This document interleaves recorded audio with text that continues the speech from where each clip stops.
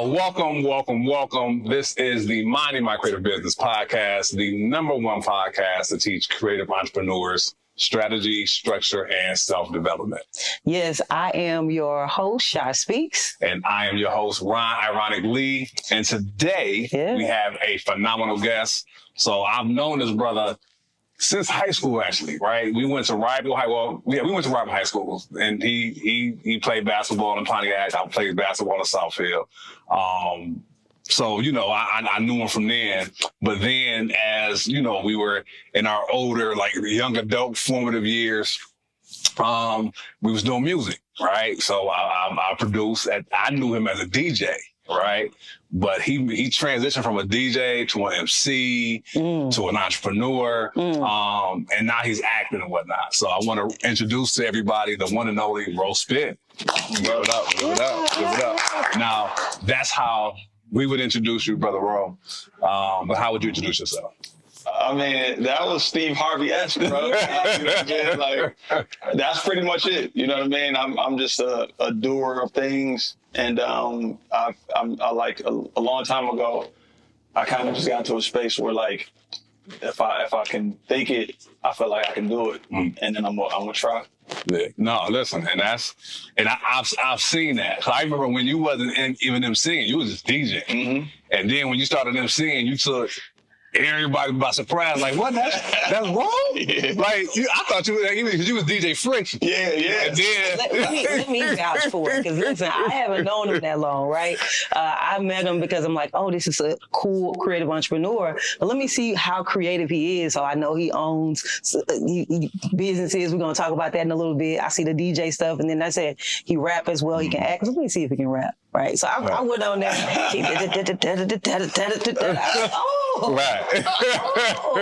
Yo, you creative. Right. I love it. Yeah. So he helped level this game. No, definitely. So we're going to kind of talk about this kind of that matriculation, right, from these different creative aspects, but now you're this entrepreneur, you know what I'm saying, where you have not just one, but you got multiple locations. So kind of tell us a little bit about that, about Burn Rubber and whatnot, and just, how you got from DJ MC to it's like entrepreneur. Before you say that, if you tuning in right now, you're like, this is another Minding My Creative Business episode. If you are interested in fashion, sneaker world, anything like that, I want to own my own store, I want to own a boutique, you want to listen in. So zero in on what he about to say. Right. So Burn Rubber it was actually there. So it was a sneaker store that like here we always went to the mall, right? We always went to whether it was Foot Locker or Athlete's Foot or whatever, and that's when we always got our shoes. So it was rare that you would see like a sneaker boutique. So to me, it was kind of like before Burn Rubber even opened, I had like a business plan. I saw it in remember the Slam magazine, and the store is called, that the article was about was called Undefeated. And like now I know the owners, like one of the most legendary stores, like boutiques in the world. Wow. But at that time it caught my attention because I never heard like sneaker boutique, and I was like, I want to do that one day, not knowing how. And then had a business plan, had this like, this is how I'm gonna do it. It's gonna be called, I think it was gonna be called Sneaker Heaven. And I had the like logo. My man, it's crazy because I met, Phil Simpson, artist. Yeah. I met him. He was at University of Michigan. I was at Eastern, and I had him do a logo for me back then. Wow. And I've known Phil since that long. You know what I mean?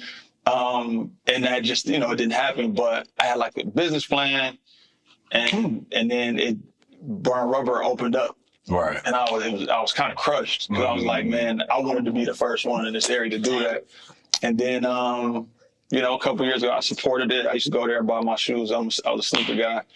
And then 4 years after it opened, 3 years after 2000, they opened in 2004 and we bought it in 2007. So 3 years after it opened, I ended up buying it. Wow. Crazy to even think about, but it just kind of happened like that, man. The owners got one of the owners, he got like promoted and had to move out to the West Coast, and they didn't want to run their business from so far away.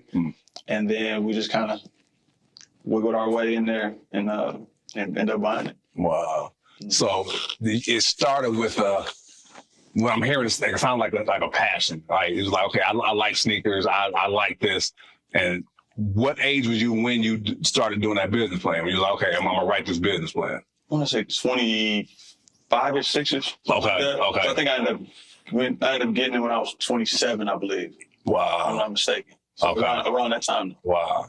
So that seed was planted like, yo, I want to do this based off this article in the magazine. That's dope. I want to do this. And then you just was like, okay, let me draw the business plan up and everything. Now, what made you, how did you know to do a business plan? I know a lot of people, I know a lot of people that's like, got the idea. They ain't thinking about no plan. They just like, we just gonna do it. Yeah, right? I've seen they did it, and I'm gonna do it. Exactly. Yeah, it was the reason, might sound crazy, but it's just because that's what I thought people did. I know it was nothing more than that, right? I just knew that, like, looking back, it's like that was ridiculous. Right. But I just knew, like, I couldn't walk into a bank without something, right? So, in talking to a couple people that have businesses or have tried to do whatever, they're like, what's the business plan? Like, how many people are in the area? How many, what's the median income and all this stuff. So I did all that, and then I went to a bank. And they looked at me like I was crazy, you know what I'm saying? Because they was like, all right, this is cool, but what do you own? Like, what am I going to get? How am I going to get my money back? Right. And they were like, all right, nice to meet you, sir. Right. Up out of here. Yeah. Wow. You know what I'm saying? And that was really it. So from there, because like I said, now this is taking another direction, which is perfect though. So when you left there, then what was your thought, and then what was your action? Because like you said, it's like, okay, bet I don't know nothing to do but do a business plan. People tell me the business plan, so I did the business plan. I then went into the bank and like, yo, I got my business plan. I'm gonna give you the money, right? And they like, no, sir. So then it's like, you take your business plan and you walk out, then what's next? Mommy. All I can think is my mom, like, mom. And she ended up basically like, basically I went to family, just like doing like business classes and talking to these business people, like they're like these different things you're supposed to do. I didn't know what I was doing, like why I was doing what I was doing, but that's what I ended up doing. But me, it was just like my mom was the only person that I know that I ever saw with more than like $5,000 or something like that. You know what I'm saying? Right. But she basically believed in the point I got to with the business plan. I don't even think she really understood what selling sneakers, like, because she thinking Foot Locker. Right. But for whatever reason, she believed in what I had placed in front of her, and she believed in me. Hold on. First of all, a while ago, you said when I did the business plan, you was like, man, that was ridiculous. It wasn't ridiculous, because had you not did that business plan, she wouldn't have known how serious, like, oh, he really serious. He's put some real thought into this. Yeah. I believe, right? So I just want to say, not ridiculous as in the business plan was ridiculous. You're probably saying what you laid out probably wasn't correct. Right. It wasn't the proper way to do it. But that goes into, like, sometimes you kind of just got to start. You got to get going and get whatever it is, even if it's not all the way right, because it'll eventually get right if you're moving in the right direction. Right. You know what I mean? And even that, what's so amazing is that, but you had a track record of starting and doing things, right? Yeah. Just from DJing to MCing. You know what I'm saying? So it's like, I know that you just ain't come out of nowhere and mom was like, okay, I got you, baby. She was like, no. If Rose say he gonna do it, I know he gonna do it. Yeah. Because I done seen him do it with these other things. Yeah. You know what I'm saying? Yep. So you was kind of laying the foundation for that. Right. Yeah. And I think it started with DJing. Because I dropped out of school, and it was, it was kind of painful to me because it was something that I wanted to finish, right? But I just realized that I was just wasting my parents' money. And but I still was like, it's these things that I have to do, that I'm going to do. And then I was just like, I read Rich Dad, Poor Dad, and I was like, man, I'm about to just do these things, right? And the one thing that I kind of picked up that I'm not going to quit on is learning how to DJ. because that's a skill, right? Low, we were just talking about Low. Low he was one of the first people that told me, like, the thing about this hip hop world, it's technically it's like a young man's sport, right? But the thing about it is there's only a couple of things that age doesn't really matter as long as you're connecting, right? One is a producer, right? And Premier can be 70. I don't know how old. I'm not saying he's 70, but Pete Rock, these guys. These guys are, and they're as long as they're connecting with whomever they're working with, right? And it can still be relevant, right? The other thing is DJing. No matter how, as long as you're DJing, I mean, you're playing the songs that people want to hear, you're getting the people moving. I don't care if it's a high school party or something at a little spot around the way, a 70-year-old birthday party. If you're playing the right music, they don't care if you're in a wheelchair. Right. You know what I'm saying? But people don't really want to see rappers with gray hair, like a new rapper with gray hair on stage jumping around, like. Yeah. You know what I'm saying? It's just not a thing. So you were thinking longevity. Like, I'm going to acquire a skill, but I want to acquire a skill that's longevity, right? So, like, I could rap, but I know that may age out at some point. Certain one. Can't be new, just, I guess at this point we got older rappers, right? Can't be new, just starting it. So you're like, okay, I need to have a skill that's going to have longevity to it because I know I can control the flow of income if I'm great at it. Okay, so... Not even great, halfway decent. Right. Yeah. right. No, right. Yeah. That's real. So let's pivot, right? So let's go straight into kind of like pick us back up, right? So you got the investment of some sort, right? Is that what we call bootstrapping is when we go... Bootstrapping, for sure. Bootstrapping. We can't get a bank loan. We can't get a grant just yet. We don't know about all those different funding mechanisms, which we do recommend that you go watch the funding podcast that Ron and I did. It talks about all the ways to get funding. But in that sense, you did bootstrapping, somebody investing, you raise your own money, and then you got your own private investor and all that. But you said it didn't wind up happening. I picked up on that. You also said that somebody else did the idea first. And what I hope that our audiences gained is that you didn't hate. You said, I went in there. Oh, yeah, for sure. I wanted to support it. Like, man, I didn't do it first, but I'm happy we have one. This is something I've seen done in a whole nother city, and we're doing that here. It's adding culture to our city. It's adding a unique, something that you enjoyed, and you went. And you network and you support it, and that built a relationship that ultimately, when the time was ripe for you to have this business that you always wanted to, it was right there for you. Yeah. That was exactly what it was. Between me and my old business partner, he ended up like working in the store and kind of positioned himself to like. He just picked up a camera and he became a photographer and he made him a website. Never had did a website before in his life. But that is that relationship thing. And then with that, it was like, that was the thing that kind of put us in position because we weren't the only people that was talking about buying it. But it was like, he was in the store and I was supporting the store. And then even coming back around it when like, I had the business plan. So it was nothing. It wasn't like we had to go make a business plan. You know what I mean? Like I literally pulled it out the closet and like, right. blew the dust off and was like, all right, well, at least we got this to start with. That's dope. Cause it's like, you was doing things that you didn't know that you was preparing for. It's like, okay, I'm doing this because I want this now. But like I said, that no doesn't necessarily mean no. This means not right now. Not right now. You know what I'm saying? So it's like, okay, I take it, I put it away. I'm gonna go support because they did what they did. But now the opportunity is there because you've been laying the groundwork. You know what I'm saying? Like, oh boy in there working. You can't get no better than that. You know what I'm saying? He's literally working in the store.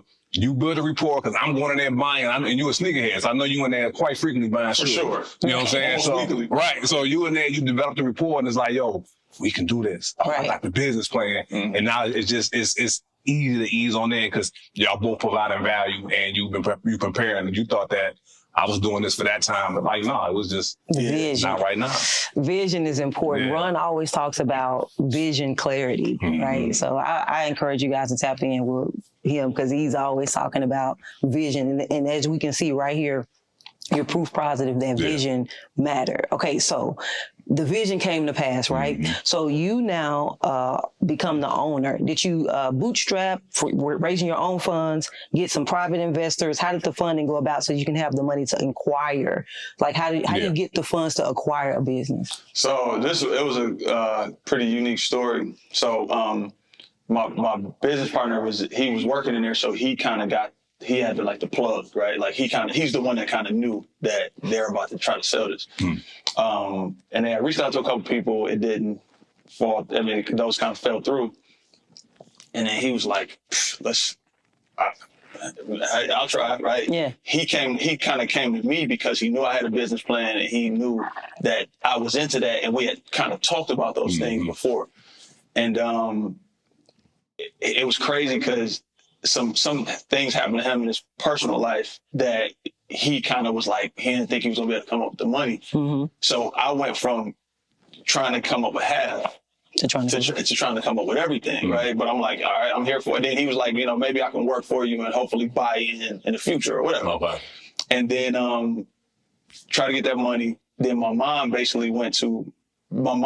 the one that kind of went to my family members. So she went to my grandmother and I want to say one of my aunts or something like that, and came up with the half. Mm-hmm. And I was still working on that other half. He went on a random trip, not a random trip, but he went on a trip to visit his grandparents in Milwaukee. But he was just going on a Christmas, taking his family, and his grandfather was like, because in his mind, like when I thought my mom, he thought his dad. It didn't play out, how he wanted to, or he wasn't able to, kind of ask his dad for that. So his grandfather was just like, hey, so what you got going on?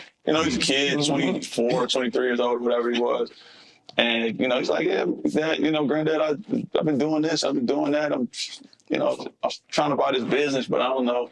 So his granddad was like, all right, well, how much is it? And he was like, well, my half would be blah, blah, blah. And he was like, So he called me like, no, I got my half. I'm like, what? Right. He wasn't, when he said when he was going on out there, he wasn't even, like if his grandfather wouldn't have asked him what he had going on, he probably wouldn't have even brought it up. And it just, but that just shows if you were a believer in a higher power and you're moving with clarity in the right direction. Sometimes the clarity will come after. So you kind of got to get through these things, and then it just opens up. And then we literally went back and it was like a couple days later, like here goes everything. That's dope. All right, so I know you had the vision, so now we own the store, we're getting ready to work some of my vision. I had to go retool it because it's a little bit outdated. I gotta I gotta now execute on this. And so you're all ready to execute. I'm gonna start getting this plug. I'm gonna go tap in with these people and I'm gonna work with these companies. We're gonna do these partnerships. You probably already had all this in your mind. Was it easy to we had get? No clue what we were doing. Oh, okay. We had absolutely no clue. Zero. I mean, we knew they had a Nike account. Okay. Nike Jordan account. Okay. And that was where the real value was. But it didn't immediately transfer. So we had to get our own Nike account. Right. The deal we made was, we gave them half of the money, and then we could pull away from the deal if the Nike account didn't come through. Okay. Because it's like if they don't got a Nike account, we don't even really want to do this. Right. And then but he worked for Nike. Right. So he was able to we knew that he would kind of be like, go to the credit department, like, listen, I need to get the rest of my money. Why don't you get these guys an account? Yeah. And that's what ended up happening for the most part. So you saying the owner, the owner that you were buying it from, the seller. The seller worked for Nike. Yeah. Okay. So and his promotion was taking him out to Nike headquarters in Oregon.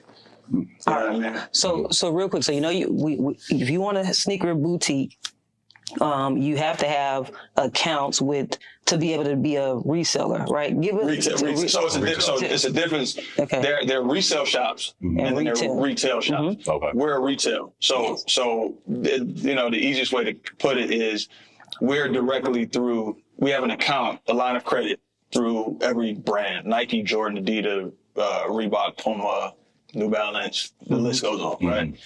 And, it's a net, whatever, net 60, net 90. They send us the product. We have 90 days to pay them back, whether it sells or not, that whole deal.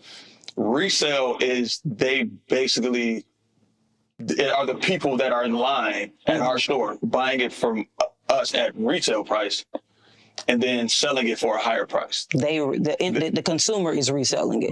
And sometimes stores can be resellers, but you're reselling an already bought product. Yeah, but the thing is, regardless if they're personal reselling them, even the people that own the stores are sending people to our stores to get them because that's the only way they can get the product. Right. You know what I mean? Right. Okay, so before you go, he just mentioned something that I want y'all to be mindful of. He said net 30, net 60, and net 90, right? So that might be new to some of y'all because y'all, this is a new thing. Right, exactly, it was new to you. So understanding that they sent you product, so they send you product before you pay them. Correct. Right? But they send you the product with an invoice knowing that you're going to pay them.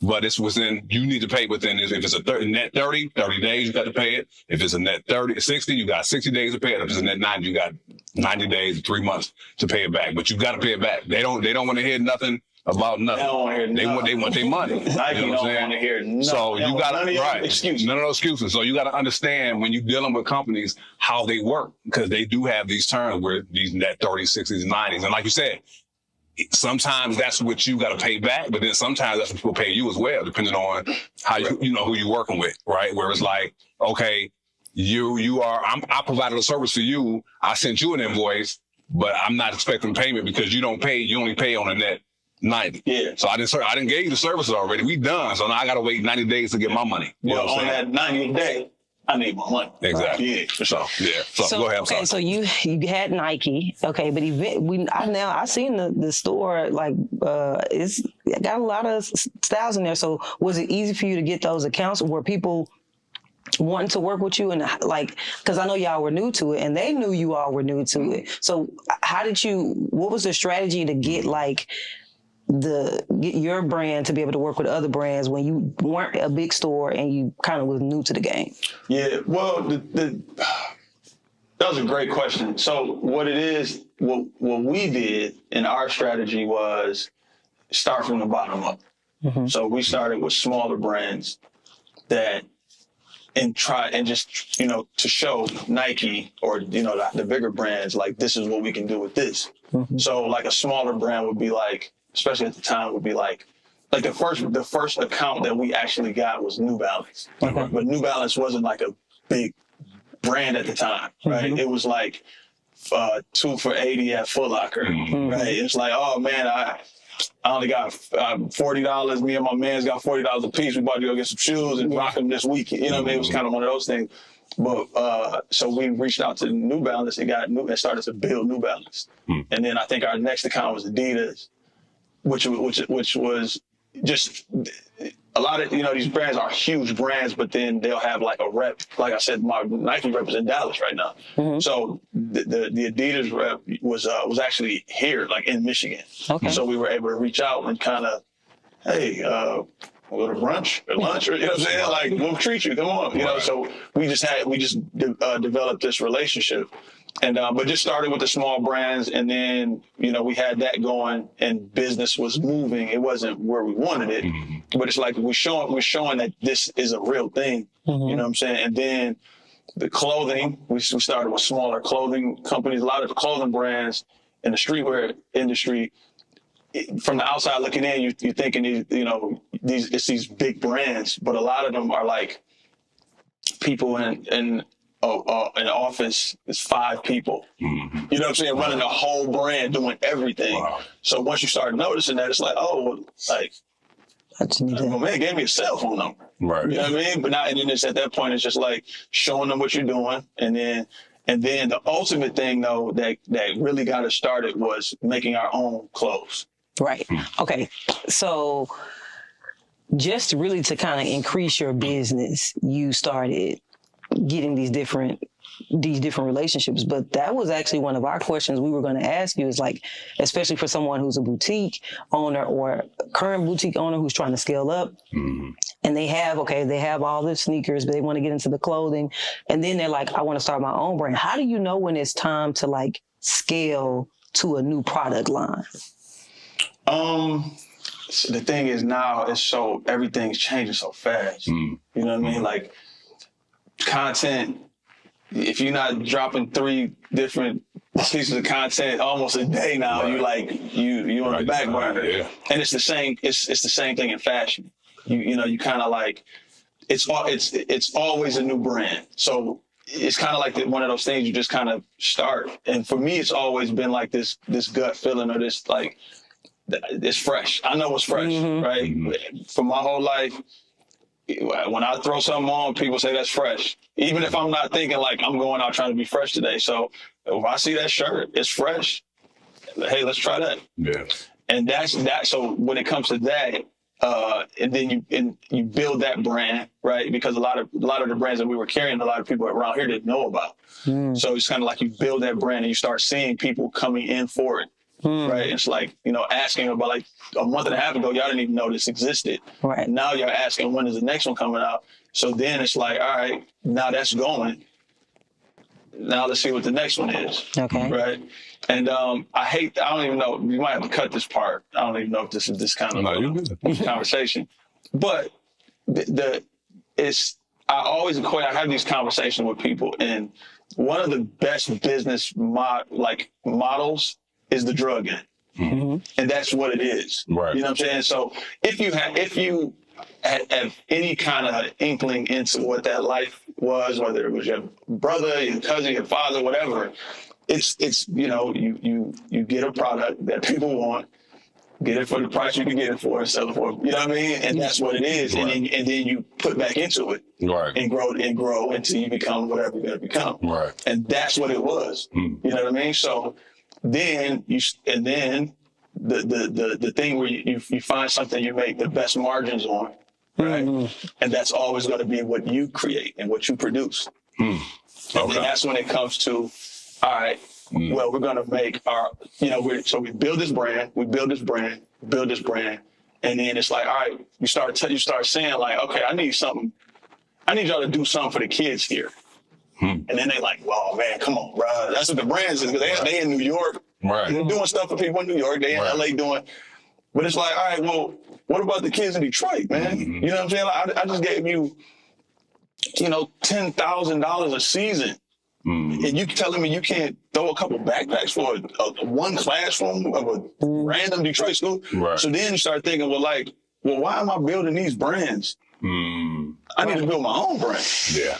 Yeah. You know what I'm saying? Yeah. And that's what, and then you start thinking like, okay, well, I'm giving them $15, selling a t-shirt for $30. I can make my own t-shirt for $5, right, sell it for $50.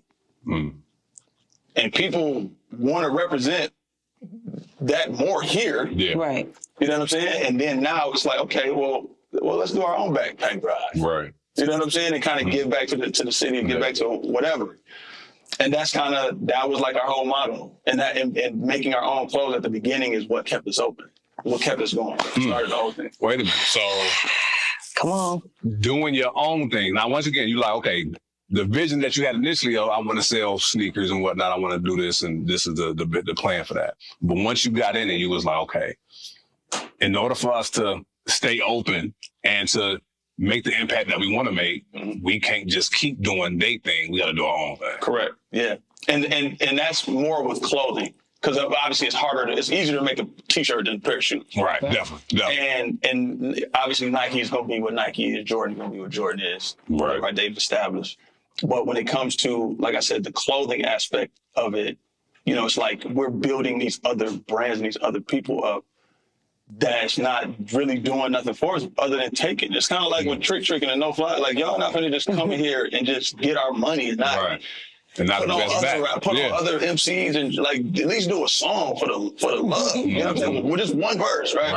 Right. And then that's what like I said, that's what we started doing. And like, because we didn't get our first account I want to say it was like 8 months into us taking the key. Okay. Right? Like we gave them that down payment. Right. The Nike account didn't come. I'm sorry, the Nike account didn't come for 8 months. The first account we got was like, I think it was New Balance, I said, was like 6 or 7 months into it. So it's like, all right, for that first 6, 7 months, we haven't got any product in from any shoe brands.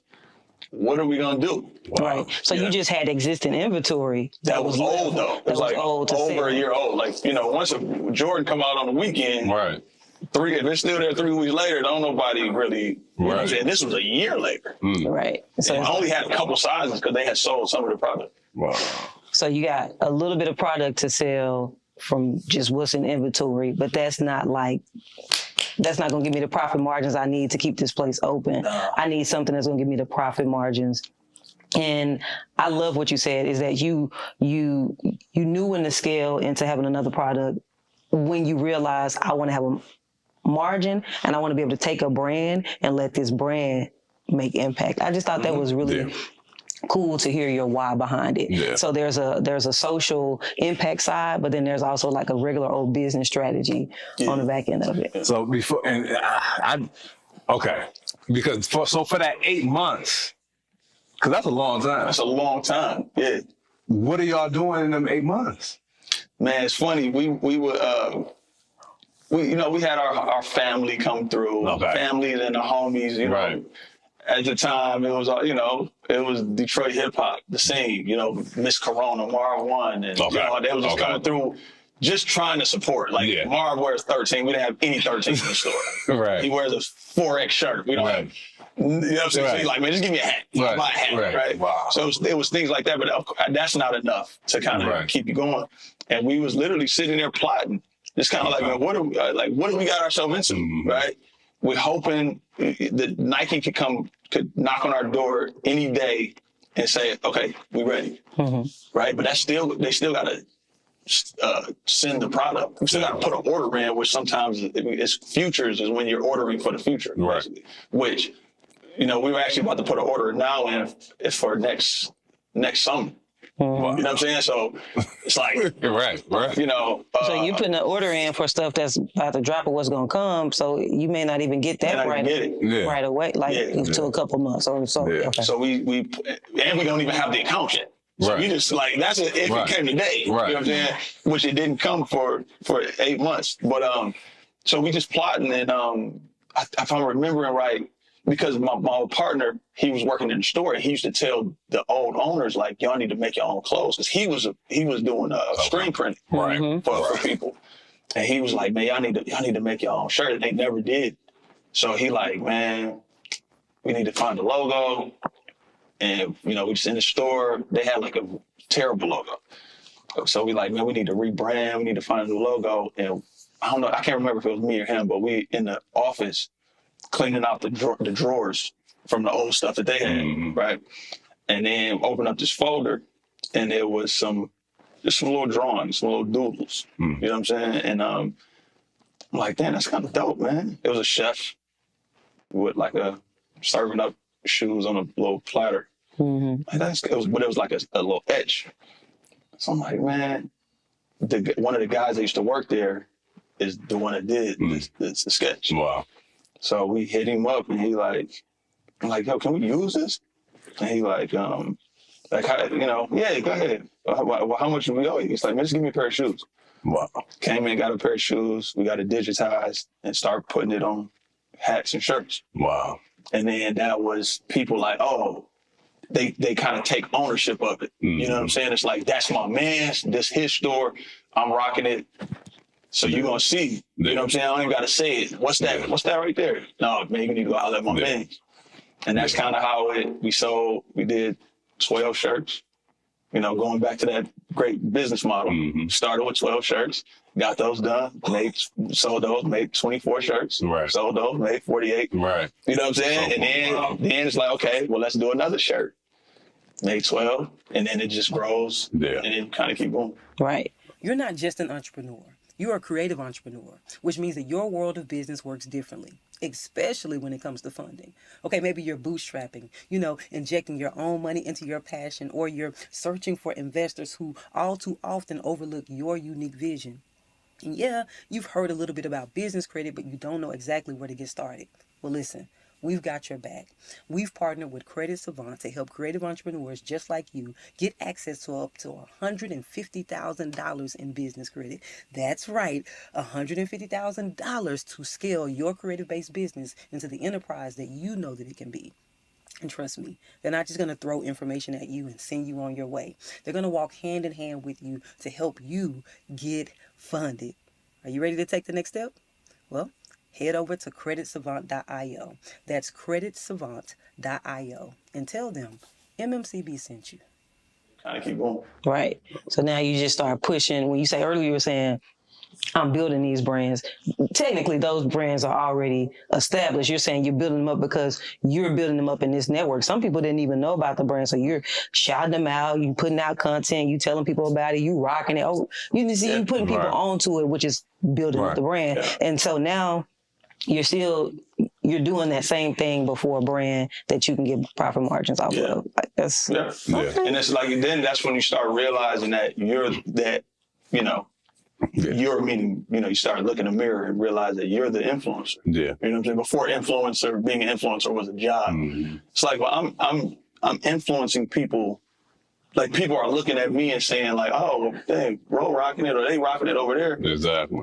I'm gonna go see what it's about. Yeah. And then it's like once again, then you start seeing the value in yourself. Exactly. And then you want to, it's like, okay, I got to put myself out here more because I know I trust me. Right. You know what I mean? And going back to what you said about those brands, some of those brands weren't even established at all. They were small brands. Like the clothing brand we used to say. Yeah, they weren't. It was us. It was just like, it was a trade show. It's still a trade show, but it was a trade show called Magic, or ended up changing it to Agenda is what it was called. But all of those brands would like just set up booths, and we would walk through and be like, oh, that's cool. Oh, what's the name of your brand? Oh, okay. We're in 3 stores around the country. Like, wow. So we sold them 15 shirts each, right? It's like, oh man, we're gonna mess. All right, send me an invoice, boom, boom. And then it's like, okay, then you see that brand start growing. Oh, wow. But a lot of those brands we created, you know what I mean? Like, not just saying us, like us, but our independent retailers, boutiques around the country are a lot of these streetwear brands. We're the ones that made them cool. We're the ones that made them accepted in each of our own pockets. Yeah. And then they kind of, you start seeing them rocking Rolexes and diamond chains. It's like, dang, bro, you know what I'm saying? Like, I did that for you. You know what I mean? Then built the brand. It's one thing I don't want people to miss, right? Because I heard it, but that's just how I view things. It was like, initially the people that was coming out was the local hip hop scene, with the Detroit hip hop scene. But the reason why the Detroit hip hop scene was coming out is because you had your hand in the local hip hop scene. Like, that was you. Yeah. You know what I'm saying? So it's like you was in that and you were networking, right? You was just developing and creating relationships.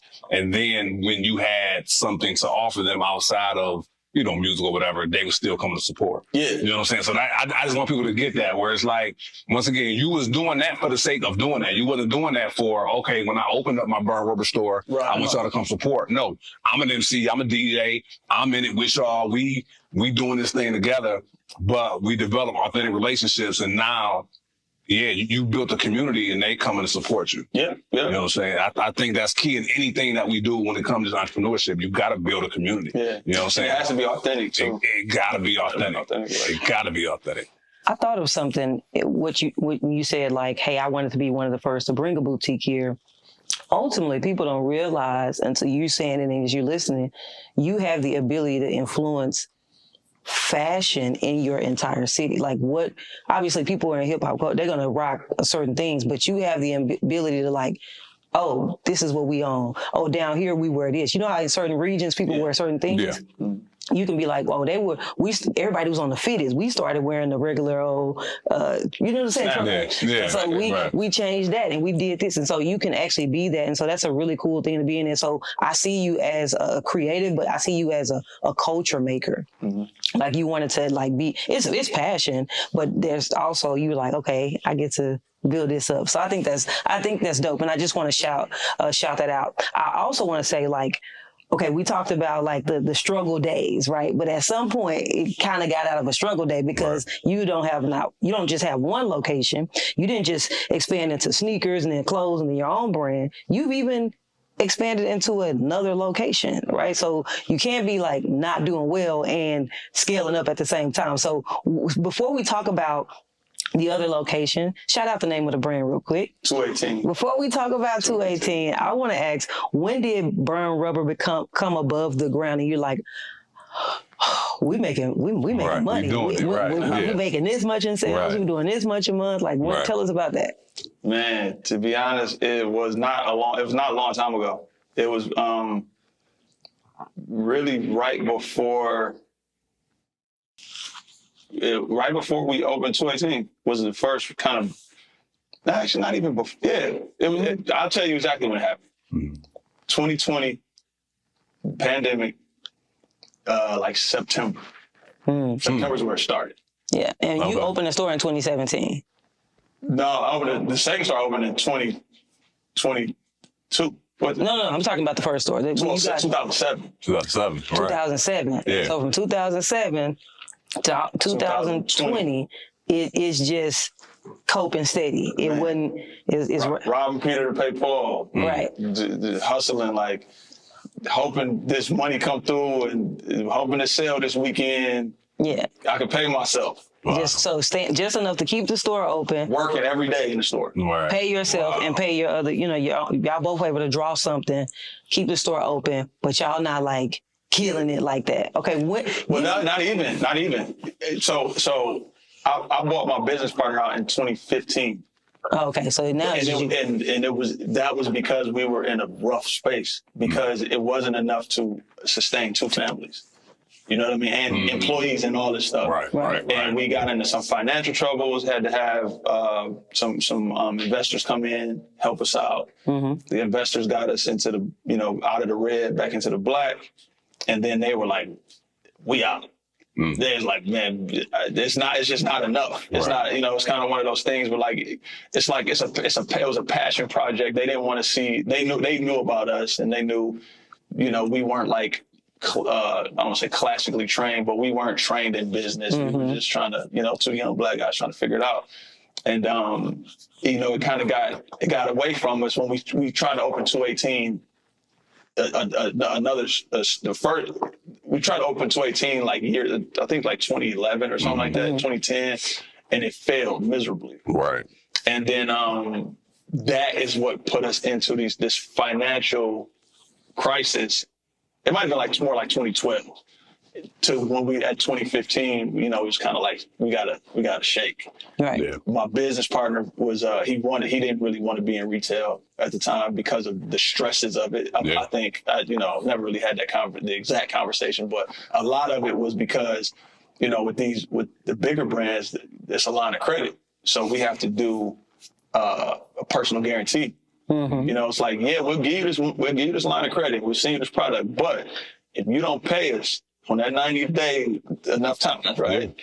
We coming for whatever you own. So that means if you own your house, I need that. Yeah. If you own your car, I need that. If you own property, if your grandfather left you property and Idlewild, we need that. Wow. Right? But the thing was, I ain't own nothing. Come get whatever. Personally guaranteed. You want these shoes? Right. I own some pair of shoes and some shirts, bro. Yeah. Right. But my business partner was buying his house. Yeah. He owned his car. So a lot of those pressures when they was like, y'all in debt. Yeah. I think that's when his mind was going like, I got a family, I got a wife, kids, like I can't. Yeah.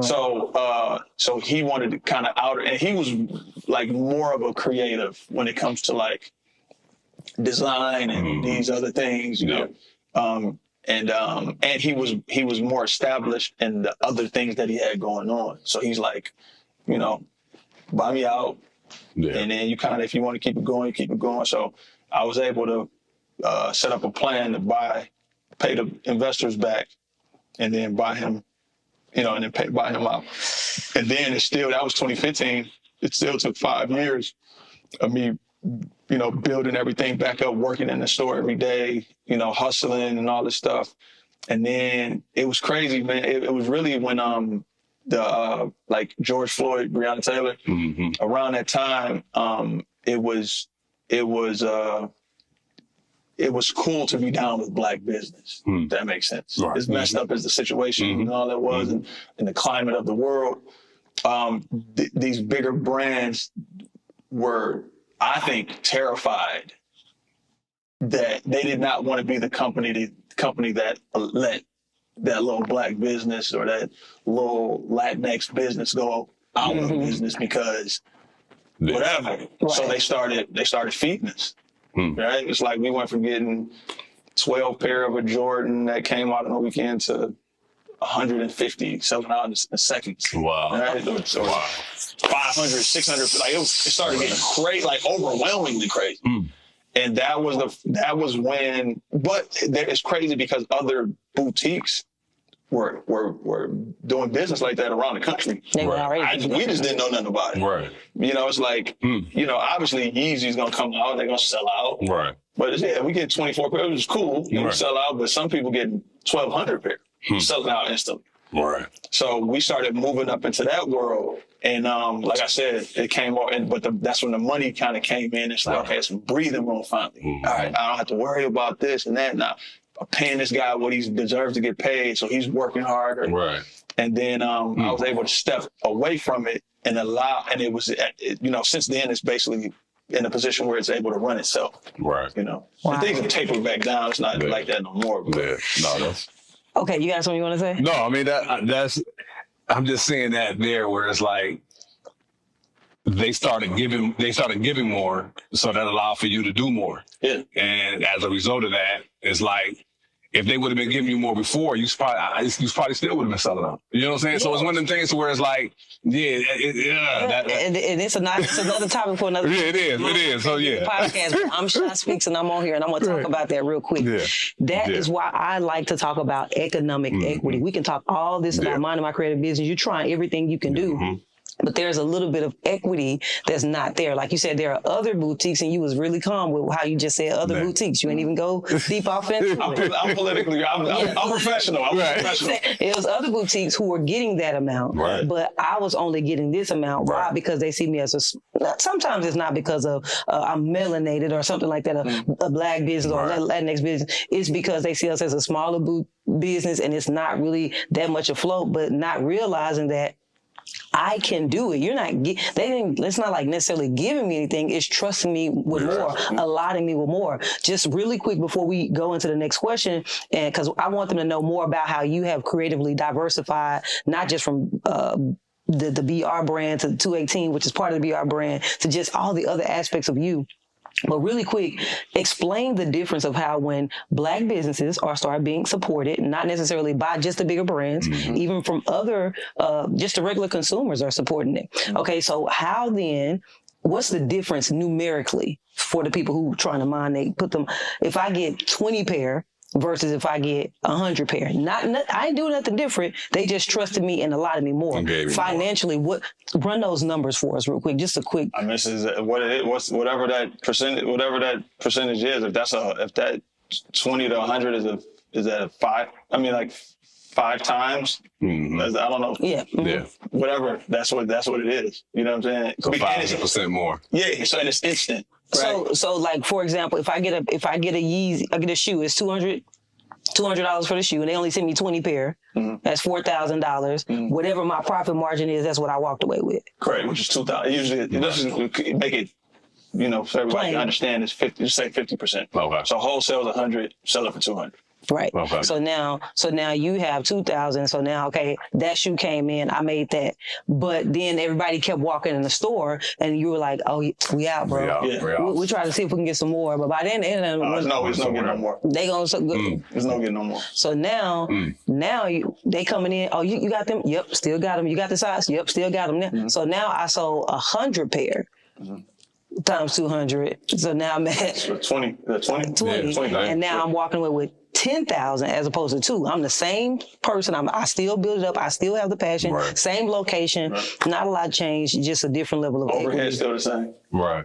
You know, overhead still the same. So I get kind of passion. And to put that into perspective, that went from, that's not just Yeezy, right? Yeah. It went from getting, let's say 20 pair of Yeezys, 18 pair of Dunks, 15 pair of Jordan, whatever that came out Saturday, to getting 100 pair of Yeezys and 200 pair of Dunks and 90 or 100 pair of Jordans. Right. So it just took from making about 5 to 7,000 profit to, like I said, 20, we had like somewhere $30,000 to $50,000. Yeah, 20 to 30 probably. Yeah. 20 to 30. You know what I'm saying? Like in a weekend though. In a weekend. Where it's like, man, we have never done that in 15 years. Right. You know what I mean? But like I said, it just put everything in a perspective and put us in a position where I can breathe and just allow it to. And then even like a lot of times, I'm pretty sure everybody that is into this world of independence and entrepreneurs, like sometimes you feel like the one mistake is going to be the end. Right. You know what I'm saying? That's a stressful way of living. Definitely. But like I said, I was probably 15 years strong in being like that. And it's still peaks and valleys. You know what I'm saying? It's still ups and downs, and it became a lot easier though, but it's just having that sense of being able to just exhale and just sit back and be able to think and just like they say in sports, the game start moving a little slower. You know what I'm saying? And it's like, oh, okay, yeah, you go over there and drop that right there. It's an easy layup. Yeah. And that's how it is. Yeah. Dope. Easy layup. Okay, so we almost out of time. I know, right? But we got to ask 2 questions pertaining to like. So usually Ron likes to know, like, what was the strategy behind it? And I like to take people into the back office. Give me this is cool on the interview, but take me in the back scene. So I want to talk about 218. You eventually, because it's something you wanted to do before, and we see that as a pattern. You wanted to do it, we weren't able to do it, but then eventually you were able to do it again. See, that happened with the store. So you were able to open another location, and we call it 218 under the Burn Rubber umbrella.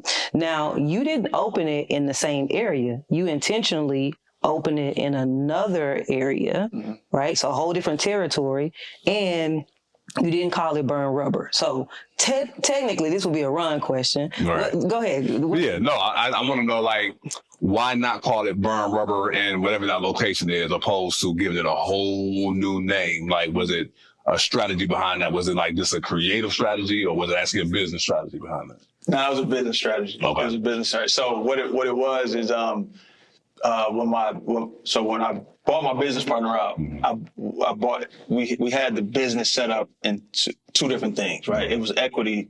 We felt in two different things, right? It's equity in the brand, and then it's equity in the brick and mortar, in the actual store, right? The physical location. Right. So we kind of split that in half, and I bought them out of the physical location. So be able to do business and sell sneakers and the Nike account and all that stuff. But the brand of Burn Rubber, we still technically own together. Right. So with that being two, still new businessmen that were a little green in a lot of things. I never sold a bit. I never bought a business like that, or split a business before. Right. And we had the same attorney, and he wrote up a contract basically for us to split and still own the brand together. And so with that, how it was set up is if I were to, me or him, wanted to open a second location, we would have to talk and get approval from the other person. Okay. Right. Okay. Because first right of refusal, basically. Right. And then if all the way down to anything that logo goes on, other than the first store, because it was grandfathered in. Right. So, so like if I was to make a shirt, then I owe him 50%. Right. Whether he does any work or not. If he was to make a shirt and sell it, and he owes me 50%. Okay. You know, or we can still kind of work together and try to work with these other brands, and in that, you know, it's like we just kind of stopped seeing eye to eye. Not like really on a personal level, just on a business level. It just didn't materialize how we thought it might, right? And then, so I was presented. Now, how the second store came about is that, this is a longer story, but basically Nike reached out to me and was like, how about you open your own store, open another store? Mm-hmm. So I was like, all right, well, okay, got Burn Rubber going, but I haven't really worked with him at that level in probably at that time 5+ years. Gotcha. If not more. Yeah, actually, I think it was longer than 5 years. And then, I was just thinking like, had the conversation to try to buy the rest of the brand from him. Yeah. And like our number, we were nowhere in the same vicinity. It just didn't work out, right? So then it's like, okay, well, what can I, Nike wants me to do this. They're going to support me. Do y'all care does it have to be called Burn Rubber? They're like, no, you can call it Rose Shoe Store. Right. Like, oh, they don't care. Right. So then I started thinking, like, when it came to the original 218, I created that name. Right. Like, we had business partners and we had this whole thing, and what it ended up being, we were going to call that original store BR by Burn Rubber, like an annex store. Right, yeah. Right. And Banana Republic sent us a cease and desist. Mm-hmm. Oh, BR. For the BR. Okay. Who would have even thought? Right. Yeah. Exactly. So then, as a kind of like a FU to Banana Republic, I started thinking, I'm like, all right, we got to come up with a new name. Mm-hmm. But we still wanted to kind of have the Burn Rubber DNA. Mm-hmm. And then it's crazy, is my name starts with an R, right? Mm-hmm. My name is Roland. But when I think of the letter R, I think of Rakim. Right. Hip hop. Everything goes back to hip hop. Right. So the 18th letter. Right. So then I was thinking like, all right, second and 18 for, I'm like, that kind of sounds like football. Like, second down to 18. Right. And I'm like, well, the B is the second letter alphabet. And then I started thinking, and I was just like 218. Yeah. BR. 2 is the B is the 2, the R is the 18. So 218. So it's still like, regardless, you could send us a cease and desist, you could do all this stuff, but it's still BR. Yeah. You know what I mean? Yeah. And that's what hip hop is, that's what the streets is, that's what the culture is. To kind of disguise it. Yeah. And then it's a bar. Bar, yeah. Right. Then so that ended up quote unquote failing. Like we were open for like a year or two, and then we ended up closing it down and completely dissolved the business. Mm-hmm. And then I was thinking of like, I even went back to that original name, Sneaker Heaven. Okay. You know what I'm saying? And I'm like, nah, that ain't hitting.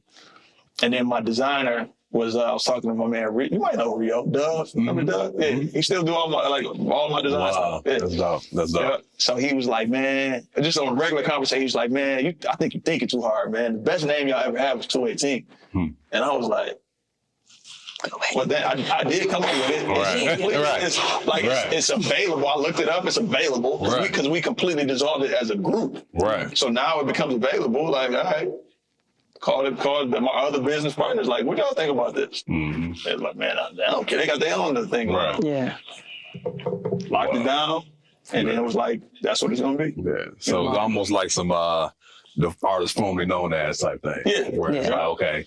Yeah, so that I can have complete ownership of it and not have to go through the hoops and everything. Yeah, because the thing is, man, when it comes to, it's kind of like cooks in the kitchen. Mm-hmm. You know what I mean? Mm-hmm. And it's like, it doesn't mean you're like, to design this table, you have a vision, and I have a vision. Mm-hmm. And for however many years, our visions came together and were amazing. Yeah. And then it kind of got to a point where it's like, man, it feel like you just trying to take over the whole vision, bro, and not even trying to give me, And I get it. That's what you do, but it's like, I'm a part of this too. You know what I'm saying? And we've been going at a 50-50 pace, doing very well. Yeah. And now we're starting to feel like, you trying to make it 80-20 or not, which is cool, you know what I mean? And then I started trying to push to be 60-40, you know what I'm saying? And it was just this battle, and it's like, man, it's enough. I feel like it's enough for everybody, and it's enough. That's what being creative is, right? You just have to have the space to be able to get whatever it is out. Yeah. And sometimes the battle is the block. Yeah. You know what I mean? And I'm like, so to not even have to deal with that, you know, that Nike cool with it. The 3/4 of the rest of the business group that it was cool with it. Yeah. It's available. Like, technically, I didn't even have to ask them. Right. You know what I'm saying? Like, it's literally, you could have got 218. It was like, literally, I got it out of the trash. And it dissolved so bad, none of us wanted it. Right. It was like, I kind of went in the trash and was like, clean this off. Right. Yeah. You know what I'm saying?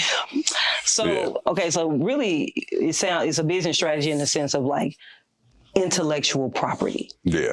Right. Legalities. There are legalities. And I think that creative entrepreneurs sometimes forget about those aspects. And I'm happy that you brought that up. It's because it's like, it's harder because if I keep moving with this, then this remains the intellectual property of multiple people. And it's harder to move because we got to share vision. But it's like, create a new thing in this entrepreneur thing, then I have more fluidity and I can keep it going and I can move in that way. So it's cool to know that the strategy had to do with legal things. Yeah. And another side to that is that it's very tough. And this is just a tidbit or like a nugget for everybody.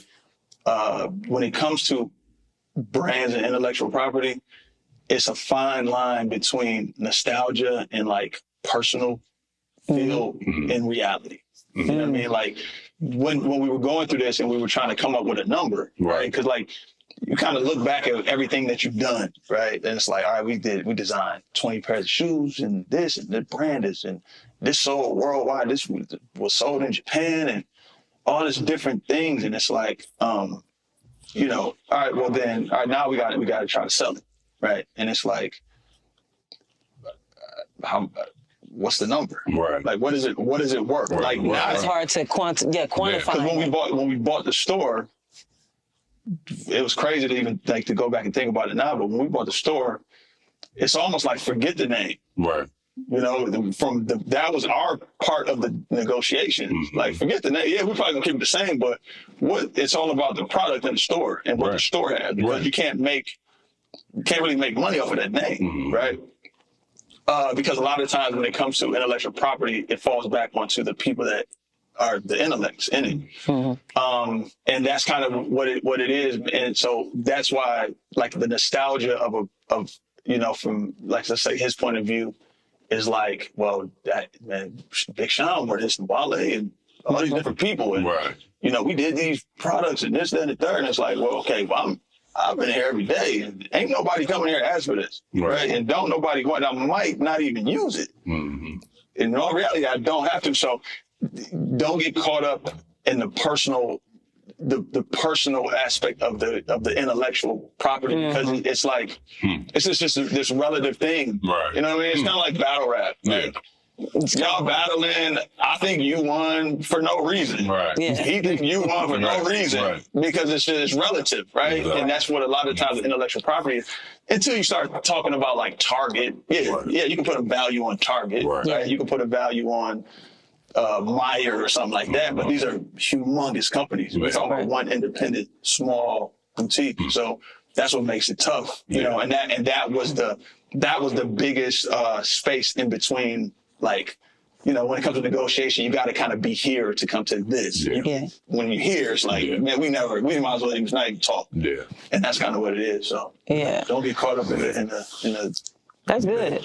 All right, so we got to get out of here, and I told the people we were going to talk about creative diversification, and I'm going to ask you this because I want to make space for you as a brand. Ain't nobody can have the equity on you, right? Nobody, you own 100% of you, right? So we know you're an entrepreneur. You out here having $20,000 weekends, you know, all this kind of stuff at your store, entrepreneur. But you're also a DJ. You're also an MC and you're also an actor. Speaking of equity and percentages and all that kind of stuff, give us a quick synopsis because it has to be a reason why you still do those other things as well. I'm sure you make money from those. I'm sure those are profitable for you to some degree.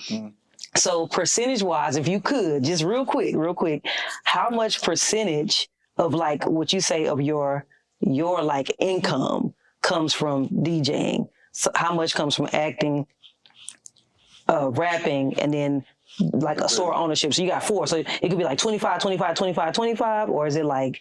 No, it's more like, so the way I have everything set up is, and this is how I've always looked at it, even when we acquired Burn Rubber originally, is that, you know, for the most part, as long as I do business the way it's supposed to be done, that's going to be the foundation, right? So I always looked at everything else as extra, right? I always looked at rapping as, you know, as something I think I'm pretty good at, and I'm making a couple dollars and I'm having fun.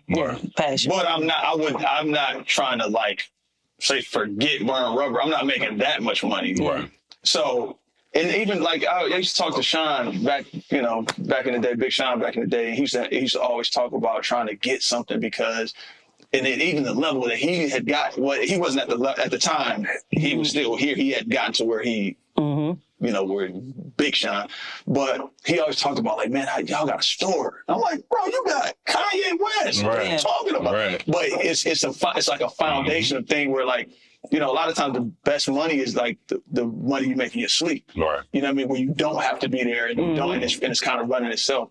And so I would probably say Burn Rubber in 218 now is probably 60%. 60% is the foundation, and then you would know with the arts and everything, man, it's up and down. It's times. She know too. She an MC. She ain't tell you she spit, but yeah. So it's times in my rap career where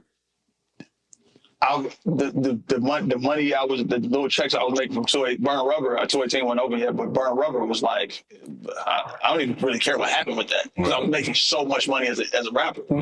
And then, you know, but then it's like a couple months go by and it's like, ain't been no shows, can barely even get in the studio. Like it's crazy. So you supposed to be giving me, you got 60% on. So 60, now rapping is 1%. 1%. But so 60, I would say DJing is probably like 30, 25, 30. And then acting is you know, 15%. And like doing little stuff here and there.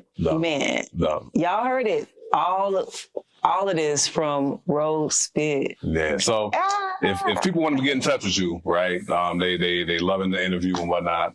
How would they get in touch with you? Really, it's probably Instagram. Ro_spit.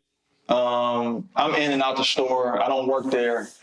I don't know what's going on. I can't get you a shoe. Right.